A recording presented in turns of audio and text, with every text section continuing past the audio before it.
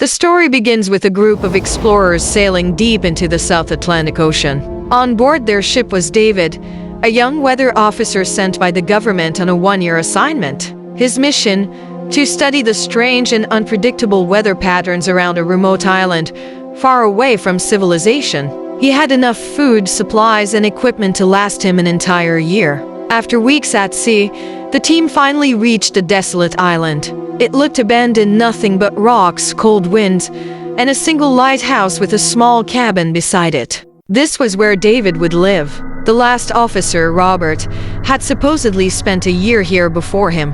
But when the crew inspected the cabin, they found something disturbing. The place was a mess, as if someone had left in a hurry. Robert was gone.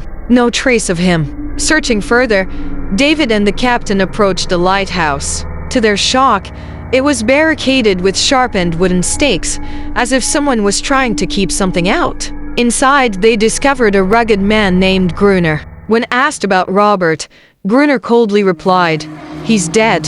Went to the sea one night and never came back." The captain, sensing danger, gave David one last chance to return with them.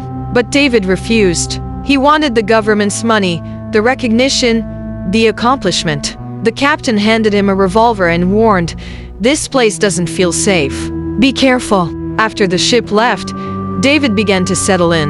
That night, while rummaging through drawers, he found Robert's diary. The journal spoke of strange sea creatures, part human, part something else. The pages contained unsettling sketches and fragmented notes. David thought maybe Robert had lost his mind after months of isolation.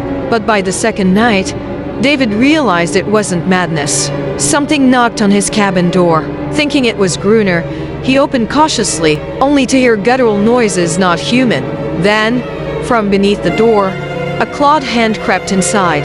Terrified, David fled into the basement as something inhuman broke into the cabin. He stabbed it in the eye with a knife and it shrieked, retreating into the dark. That was the moment David understood. Robert's diary was true. The next morning, strange footprints appeared in the sand, leading back into the ocean. David now knew why Gruner had barricaded the lighthouse. These things came from the sea at night, and they were hunting.